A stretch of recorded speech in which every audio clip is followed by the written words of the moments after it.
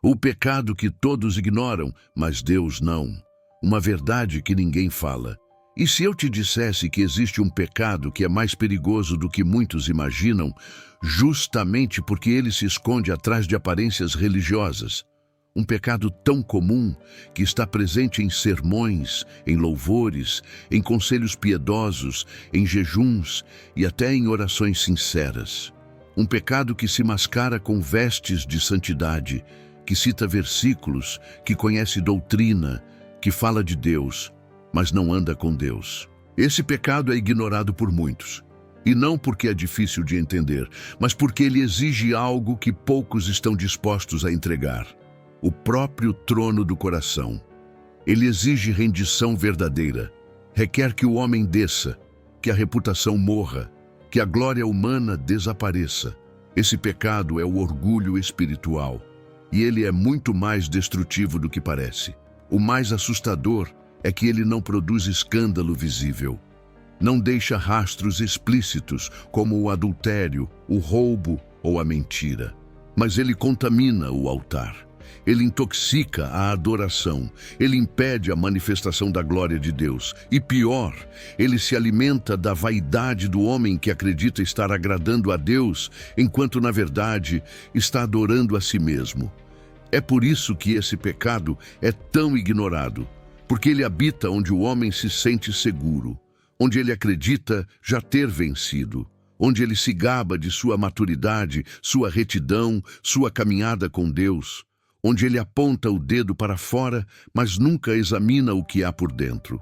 É o pecado do fariseu que ora de pé no templo, agradecendo por não ser como os outros, enquanto sai dali rejeitado pelo próprio Deus. Deus resiste aos soberbos, não aos pecadores que choram, não aos fracos que tropeçam, mas aos altivos que confiam na própria força e vivem da aprovação dos homens. E esse tipo de soberba é exatamente o que Jesus denunciou com mais severidade em seu ministério. Talvez você nunca tenha refletido sobre isso. Talvez esteja achando que esse vídeo é para os outros. Mas e se for exatamente sobre você? E se for sobre mim? E se estivermos tão envolvidos com as atividades espirituais que esquecemos o Espírito? E se estivermos tão convictos de que somos certos que não ouvimos mais a voz que nos corrige? O Espírito Santo está chamando, não com gritos, mas com gemidos, não com aplausos, mas com confronto. Ele está sussurrando verdades que a multidão não quer ouvir.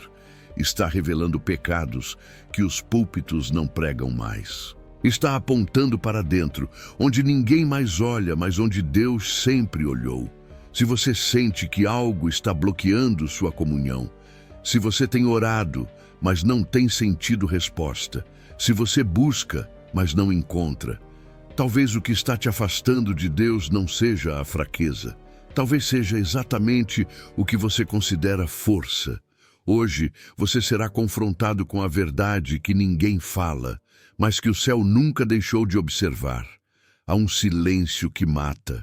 Não é o silêncio da oração sincera, nem o do deserto que prepara. É o silêncio cúmplice da omissão. Um silêncio que ecoa dos púlpitos que evitam confrontar, dos líderes que temem desagradar, das igrejas que preferem manter aparências do que permitir o quebrantamento. É o silêncio que ignora o que Deus condena, e por isso é perigoso. Ao longo das Escrituras, Deus nunca deixou sem resposta o pecado do orgulho. Ele derrubou impérios por causa dele. Rejeitou ofertas, interrompeu ministérios, fechou céus e permitiu julgamentos públicos. No entanto, esse é o pecado que hoje se tornou invisível, não porque ele deixou de existir, mas porque deixou de ser exposto. Ele foi anestesiado pelo costume, normalizado pela religiosidade e embrulhado com o papel brilhante da espiritualidade superficial. Muitos púlpitos se tornaram refúgios da conveniência, onde a palavra é diluída para agradar o auditório, onde as mensagens são selecionadas para confortar o ego e onde a santidade foi substituída por performance. Os homens passaram a medir avivamento por números e não mais por arrependimento. Valorizam mais aplausos do que lágrimas, mais projeção do que transformação. E o orgulho, nesse ambiente, se sente à vontade. Na igreja de Sardes, Jesus não acusa adultério, nem idolatria. Ele acusa aparência. Tens nome de que vives, mas estás morto. Apocalipse 3:1. A morte espiritual começa assim, quando a reputação se torna mais importante do que a presença, quando o som do louvor é mais alto do que o som do arrependimento, quando o palco é mais honrado que o altar. Nos tempos de Elias, enquanto os profetas de Baal gritavam no Monte Carmelo, o povo de Israel estava dividido, não porque não conhecessem Deus, mas porque haviam aprendido a conviver com dois senhores. Deus, ali, já não era exclusivo. Era só mais uma opção. O mesmo acontece hoje, quando o nome de Deus é usado para justificar o orgulho religioso, a vaidade e a sede por controle.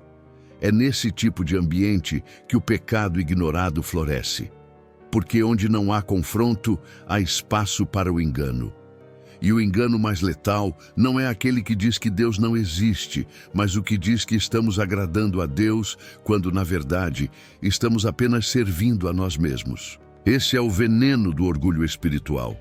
Ele convence o homem de que está no caminho certo, mesmo quando já se afastou há muito tempo. Deus, porém, não silencia.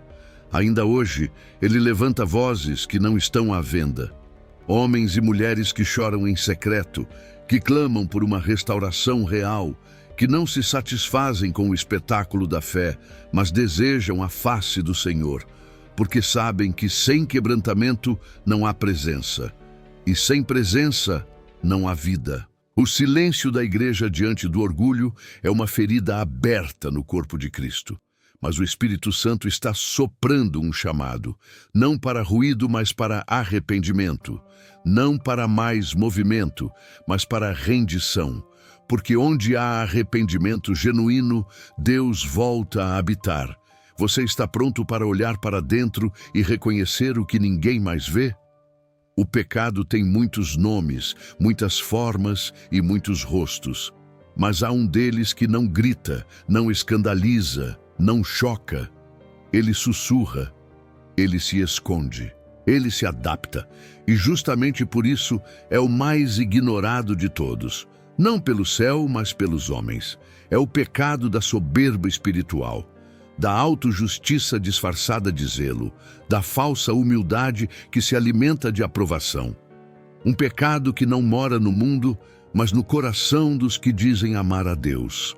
Ele habita entre versículos decorados, canções ensaiadas, postagens devocionais e discursos que citam o nome de Jesus, mas não conhecem o peso da cruz. Esse é o pecado que transforma a santidade em exibição, que usa a verdade como arma de vaidade, que julga os outros com base na própria régua, que se sente superior por orar mais, por saber mais, por parecer mais. É a corrupção do coração que se sente puro, e por isso se acha no direito de apontar, de comparar, de se elevar. É o fariseu que diz: graças te dou, Senhor, porque não sou como os outros homens. Lucas 18:11. Mas que sai da oração com as mãos vazias e o ego inflado. Naquele templo havia dois homens, um cheio de palavras, o outro cheio de vergonha. Um exaltando seus méritos, o outro batendo no peito em arrependimento. E foi esse último que desceu justificado. Porque o céu não responde a quem se exibe, responde a quem se humilha. Em sua cultura, os fariseus eram símbolo de piedade. Vestiam-se com distinção, jejuavam 2 vezes por semana, conheciam a Torá, davam o dízimo de tudo. Mas, segundo os registros históricos, muitos deles transformaram a fé em teatro. A religião se tornara instrumento de prestígio. Em vez de se curvarem à palavra, curvavam a palavra ao próprio orgulho. O nome de Deus estava nos lábios, mas o ego estava no trono. Eles buscavam ser vistos, aplaudidos, reverenciados.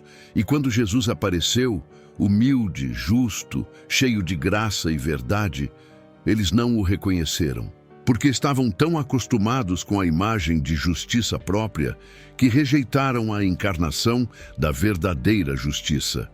O orgulho espiritual é assim. Ele cega, ele endurece, ele convence o homem de que não precisa mudar. E é por isso que esse pecado é tão perigoso, porque ele não clama por libertação. Ele acredita já estar livre, ele não se ajoelha, ele exige trono. Talvez você nunca tenha pensado nisso. Talvez ache que esse pecado está longe de você. Mas pergunte-se com sinceridade: quando você ora, está buscando a presença ou está tentando manter a reputação? Quando você se afasta do pecado, é por temor ou por orgulho de parecer melhor? Quando você lê a Bíblia, é para ser moldado por ela ou para se sentir superior a quem não a conhece? Deus vê o que ninguém vê. Ele não se impressiona com discursos ou posturas. Ele sonda o coração. E quando encontra ali a raiz da autojustiça, ele não a tolera. Ele a confronta. O próximo passo é doloroso, mas necessário. Reconhecer que até mesmo o bem que fazemos pode estar corrompido por intenções vaidosas. Porque o orgulho veste máscaras, e às vezes essas máscaras parecem sagradas. O orgulho espiritual raramente se apresenta como pecado. Ele se esconde onde ninguém ousa desconfiar. No zelo religioso, no ativismo ministerial, na frequência aos cultos, na linguagem cristã, na aparência de santidade. Ele se infiltra em gestos nobres e em práticas devocionais. E aos poucos transforma até mesmo o que é santo em algo contaminado. Esse é o orgulho que veste máscaras. Máscaras de espiritualidade, máscaras de reverência, máscaras de pureza. Ele faz com que o homem ore, mas não para se relacionar com Deus, e sim para ser admirado. Ele o faz jejuar, não por quebrantamento, mas por orgulho de sua própria disciplina. Ele o leva ao púlpito, não por chamado, mas por vaidade disfarçada de vocação. Jesus não denunciou apenas os pecados escandalosos. Ele confrontou justamente esse tipo de comportamento, ações corretas por motivos corrompidos. Quando orardes, não sejais como os hipócritas, porque gostam de orar em pé nas sinagogas e nas esquinas, para serem vistos pelos homens. Mateus 6:5. A oração, que deveria ser um altar de entrega, torna-se um palco de exibição. O mesmo acontece com o louvor que busca aplausos, com o serviço que exige reconhecimento, com o estudo bíblico que se transforma em soberba intelectual. Aos olhos humanos, tudo parece espiritual, mas aos olhos de Deus é orgulho fantasiado de fé. No tempo do profeta Isaías, o povo de Judá mantinha as cerimônias religiosas, sacrifícios, festas, dias santos, tudo conforme a lei. Mas Deus declara: não suporto mais as suas assembleias solenes, elas se tornaram um peso para mim. Isaías 1, 13, 14. Por quê? Porque o coração estava longe, o culto era bonito, mas vazio. A adoração era sonora, mas sem verdade. A vida não condizia com os lábios. A raiz do orgulho espiritual é essa: manter a forma e ignorar a essência. É fazer de Deus um instrumento para engrandecer a si mesmo. É usar o nome santo para construir impérios pessoais. É transformar a cruz em marketing. É amar o ministério mais do que o Senhor do ministério. E isso não acontece apenas com líderes ou pregadores. Acontece com qualquer pessoa que perdeu o temor e se acomodou na performance. O orgulho espiritual nos convence de que estamos bem, sabemos o suficiente, oramos o bastante. Ele nos impede de crescer porque nos faz crer que já chegamos. Mas Deus não se impressiona com máscaras. Ele as rasga e, quando o faz, revela o verdadeiro estado do coração. Ele não quer culto por costume. Ele não quer louvor com segundas intenções. Ele não quer líderes carismáticos, mas ausentes em secreto. Ele quer verdade no íntimo. Ele quer quebrantamento. Ele quer arrependimento. Examine-se à luz da palavra. Pergunte-se: será que tenho buscado a Deus de fato ou apenas mantido a liturgia? Tenho agido por paixão ou por aparência? Tenho servido para agradar ao Senhor ou para alimentar a imagem que construí de mim mesmo? Esse é o momento de reconhecer. O mal não está apenas no que fazemos de errado, mas no que fazemos certo com motivação errada. Porque até o bem, quando contaminado pelo orgulho, se transforma em rebelião contra o Deus que tudo vê. O orgulho espiritual gera um efeito devastador. Ele adormece o temor de Deus. E quando o temor desaparece, nasce um tipo perigoso de cristianismo, frio, funcional, morno. Um cristianismo que ainda se reúne, ainda canta, ainda fala sobre fé, mas perdeu o fogo do altar. Já não chora pelo pecado, já não se ajoelha no secreto, já não treme diante da santidade do Senhor. Jesus falou sobre isso à igreja de Laodiceia. Conheço as tuas obras, que nem és frio nem quente. Oxalá fosses frio ou quente. Assim, porque és morno e não és quente nem frio, estou a ponto de vomitar-te da minha boca. Apocalipse 3, 15 e 16. Não era uma igreja ausente, era uma igreja ativa, porém autossuficiente, orgulhosa, cega para o seu verdadeiro estado espiritual. O morno acredita estar bem. Ele olha para o que faz e não para quem se tornou. Ele confunde rotina com comunhão. Ele se contenta com a sensação de espiritualidade, sem perceber que está vivendo longe da presença. Ele já não sente necessidade de clamar, porque acredita já ter tudo. Ele não percebe mais a ausência de Deus, porque substituiu a glória pela estrutura, a presença pela liturgia, a intimidade pelo hábito. Isso acontece com frequência quando o coração passa a servir mais a própria imagem de Deus do que ao Deus da palavra. Muitos moldam a fé ao seu próprio conforto. Preferem um Cristo que não exige renúncia, um evangelho que não confronta e uma igreja que apenas confirma seus desejos. É a idolatria sutil de um Deus domesticado, criado à semelhança do homem. Mas o Deus das Escrituras é fogo consumidor. Ele não compactua com a aparência. Ele não se deixa manipular por cânticos vazios ou orações repetidas. Ele vê o coração. E se o coração está morno, se está dividido, se perdeu o temor, ele não habita ali. Deus não se acomoda onde o homem se sente autossuficiente. Ele se manifesta onde há sede, onde há clamor, onde há arrependimento. O morno não percebe que está longe, porque ainda se vê cercado de coisas sagradas. Ainda carrega uma Bíblia, ainda conhece versículos, ainda faz parte da comunidade. Mas sua alma está distante. O fogo se apagou. O primeiro amor foi esquecido. A voz do Espírito foi substituída pelo ruído das rotinas religiosas. E a pergunta que precisa ser feita é: você serve a Deus ou serve a um reflexo moldado pelos seus próprios desejos? Você ainda se quebranta ao ouvir a palavra? Você ainda se envergonha diante da santidade do Senhor? Ou está apenas mantendo uma fé sem vida, uma aparência de piedade, um cristianismo confortável, mas estéril? A mornidão não é apenas um estado espiritual, é uma evidência de que o orgulho já começou a reinar. Porque só o orgulhoso acredita que pode andar com Deus sem temor. Só o orgulhoso pensa que pode servir sem se render. Só o orgulhoso acha que pode continuar onde está, mesmo quando a presença já foi embora. Mas Deus está chamando. E esse chamado não é para atividade, é para arrependimento. Porque antes que a chama volte a arder, o altar precisa ser restaurado. E isso só acontece quando o orgulho é derrubado e o coração volta a tremer diante da voz do Senhor.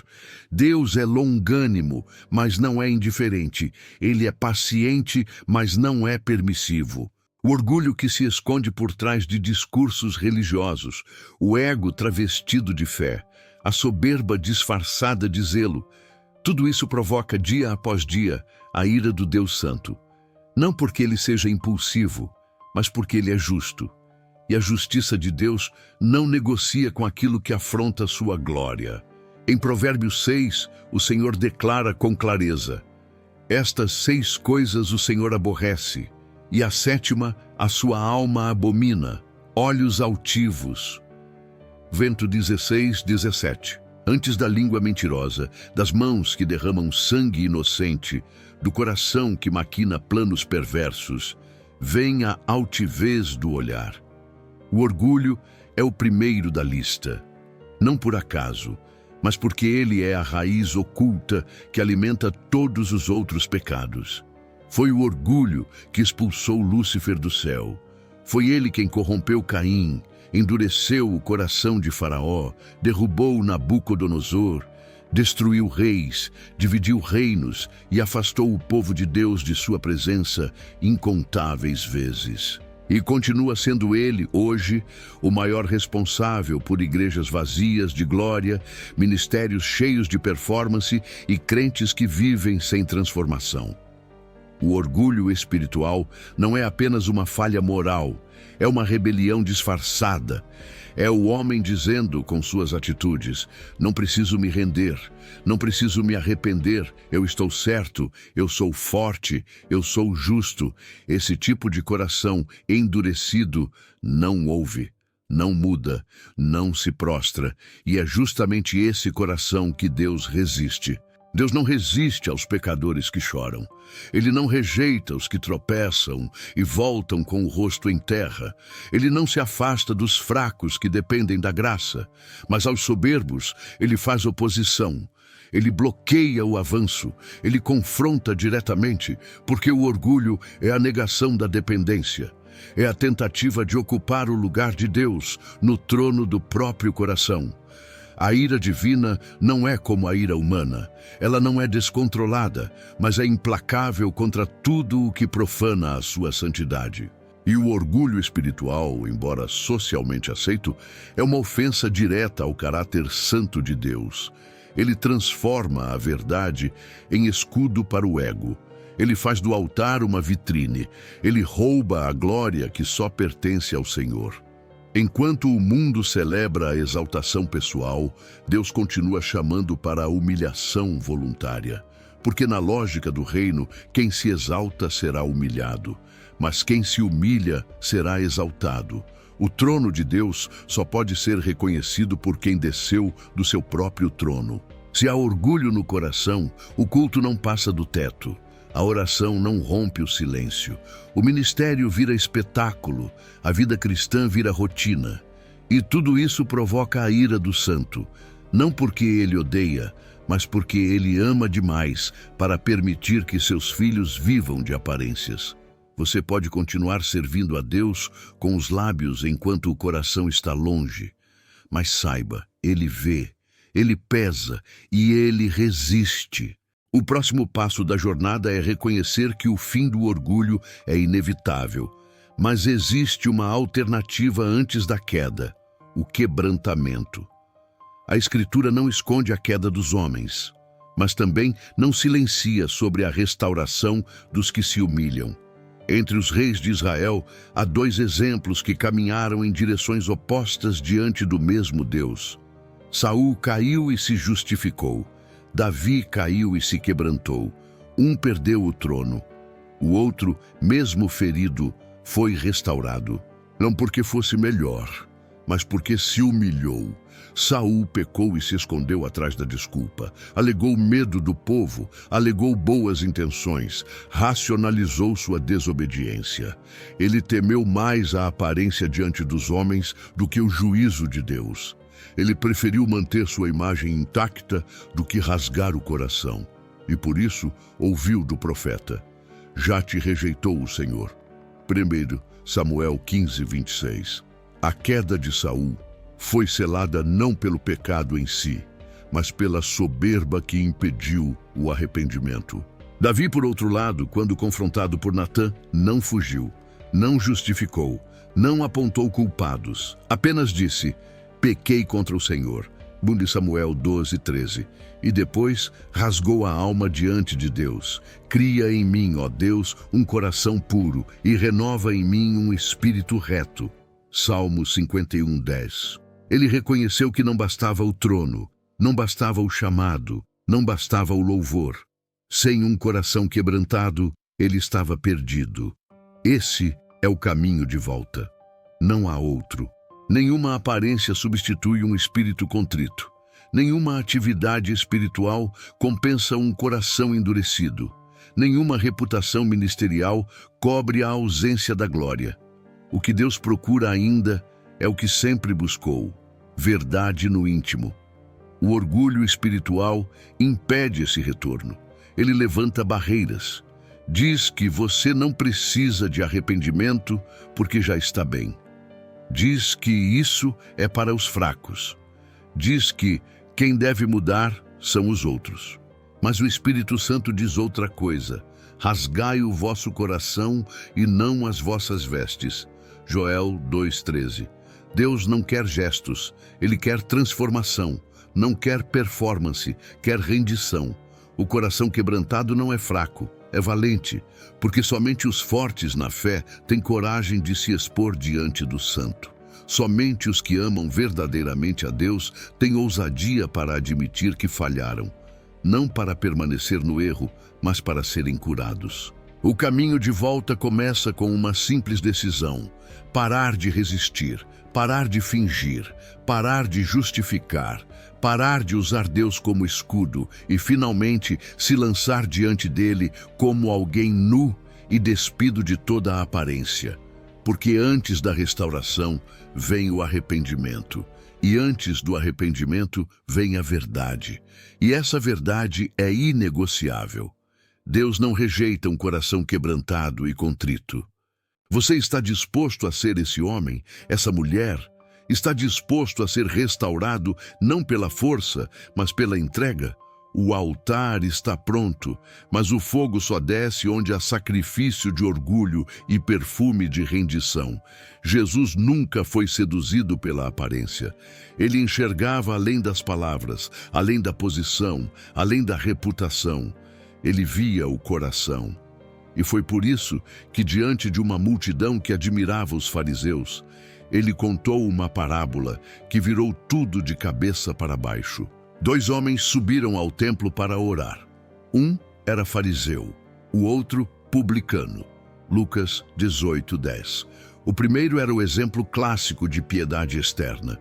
Conhecedor da lei, respeitado entre os religiosos, zeloso por tradições.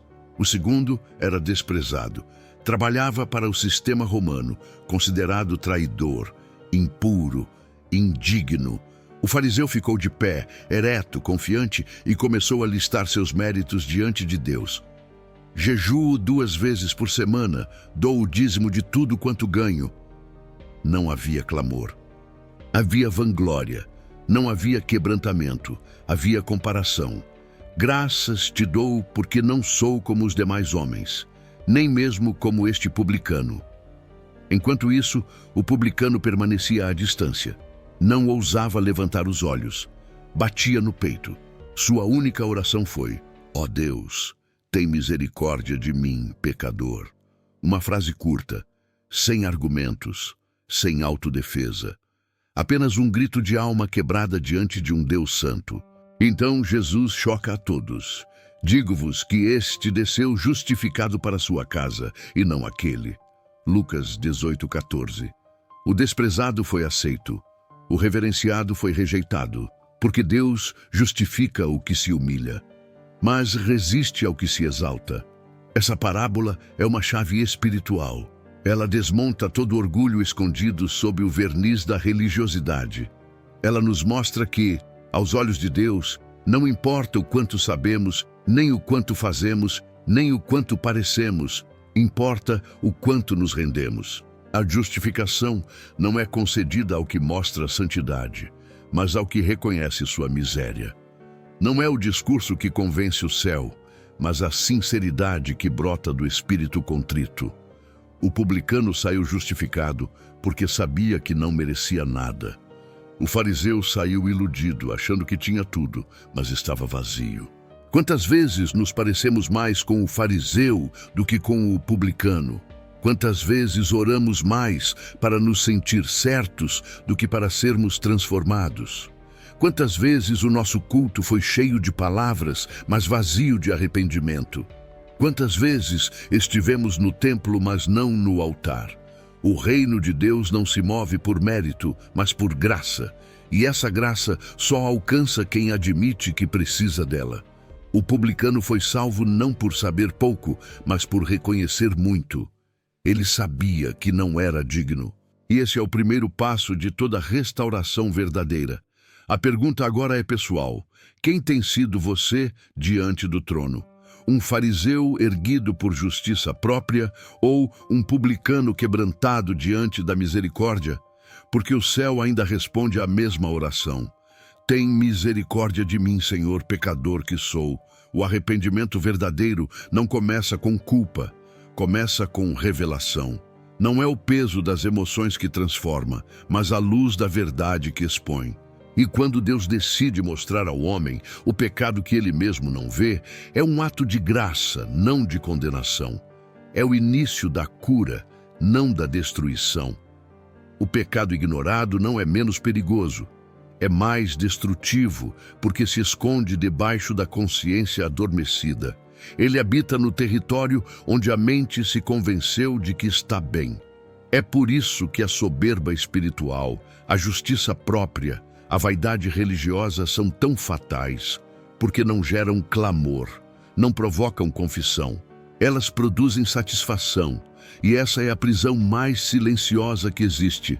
Mas Deus vê, e porque vê, Ele chama. Ele não expõe para envergonhar, mas para restaurar. Ele não revela para ferir, mas para libertar. E hoje, sua voz está ecoando, dizendo: volta para mim de todo o teu coração. Joel 2:12. Essa volta não acontece com atividades. A alma não volta para Deus quando a agenda religiosa se intensifica.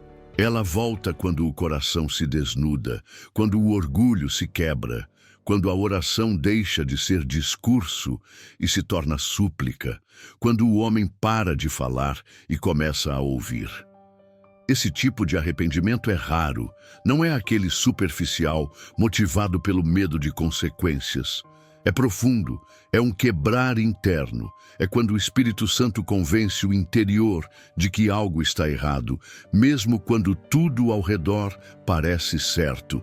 É quando o crente começa a sentir nojo do seu próprio orgulho, quando ele perde a vontade de impressionar. Quando ele volta a tremer diante da palavra, não se vence o orgulho com força de vontade. Ele não se rende ao argumento humano. Ele só cai quando a glória de Deus entra e revela a verdade. E essa verdade sempre aponta para um altar, um lugar onde o eu precisa morrer, onde a imagem construída precisa ser abandonada, onde o homem precisa deixar de ser o centro e Deus, mais uma vez, ocupar o lugar que nunca deveria ter sido usurpado. Você ora para ser visto ou para ser transformado? Sua santidade aponta para Cristo ou para você mesmo? A sua motivação por trás da consagração é fome por Deus ou sede de aprovação? O Espírito de Deus está chamando uma geração ao arrependimento genuíno.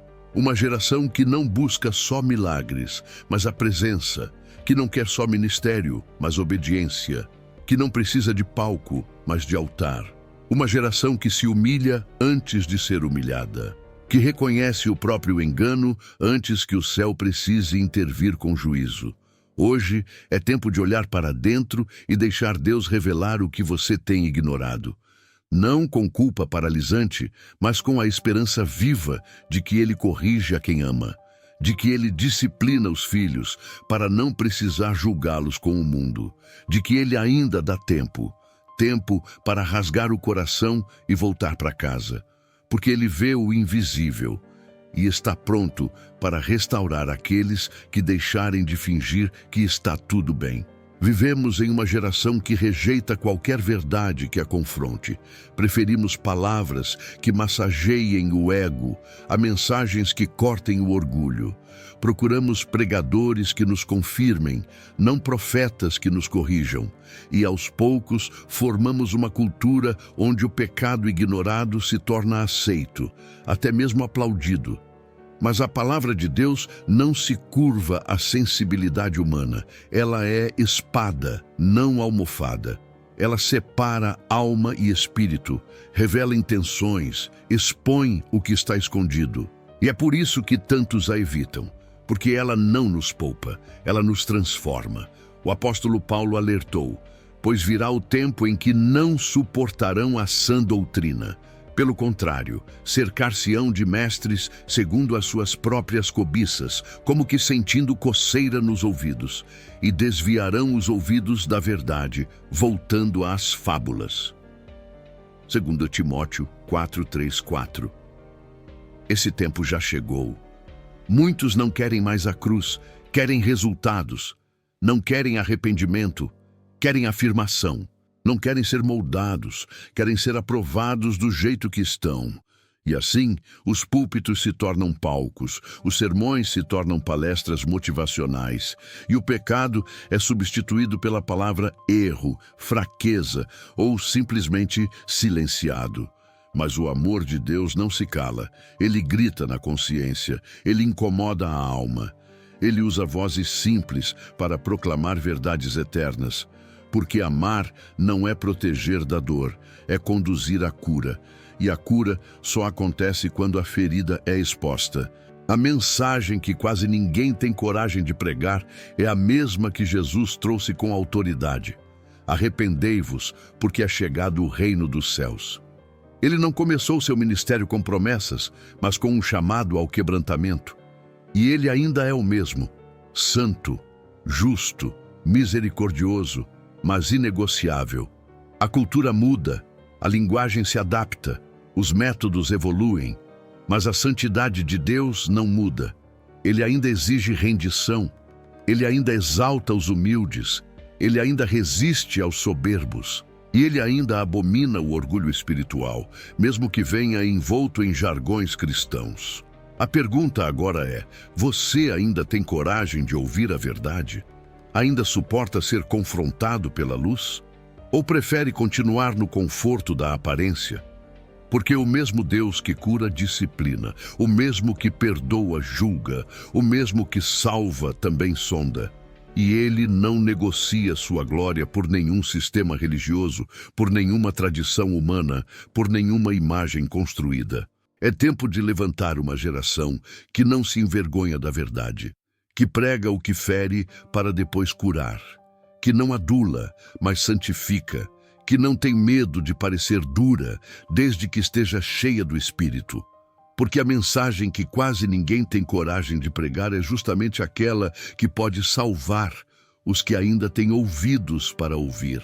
Deus resiste aos soberbos, mas dá graça aos humildes. Essa não é uma metáfora. É uma realidade espiritual irrevogável. É um princípio eterno que governa o modo como o céu interage com a terra. E enquanto o orgulho levanta muralhas entre o homem e Deus, a humildade abre caminho para a presença do Altíssimo. Tiago escreveu com clareza: Deus resiste aos soberbos, mas concede graça aos humildes. Tiago 4:6. Pedro reforça a mesma verdade. Humilhai-vos, portanto, sob a poderosa mão de Deus, para que, em tempo oportuno, Ele vos exalte. 1 Pedro 5:6. A exaltação que vem do céu nunca é conquistada pela força. Ela é consequência da entrega. Ela não é fruto de talento nem de posição, é resposta à humilhação sincera, A humildade não é aparência de modéstia, é reconhecimento de dependência, é viver consciente de que sem Deus não há direção, não há força, não há luz. É admitir que o maior inimigo da vida espiritual não é o diabo, não é o mundo, não é a tentação externa. É o orgulho interno que insiste em nos fazer acreditar que podemos ser alguma coisa separados da videira. Jesus é o modelo perfeito. O Rei dos Reis entrou em Jerusalém montado em um jumentinho. O Criador do universo lavou os pés dos discípulos. O Santo de Deus foi condenado como blasfemo. O justo morreu entre dois ladrões. Ele se esvaziou. Ele se humilhou. Ele obedeceu até a morte. E por isso Deus o exaltou soberanamente. Essa é a lógica do reino. Quem desce, sobe. Quem perde, ganha. Quem morre para si, vive para Deus. Mas isso não acontece com quem se agarra ao ego, não acontece com quem sustenta a imagem, não acontece com quem está mais preocupado em ser visto pelos homens do que ser aprovado por Deus.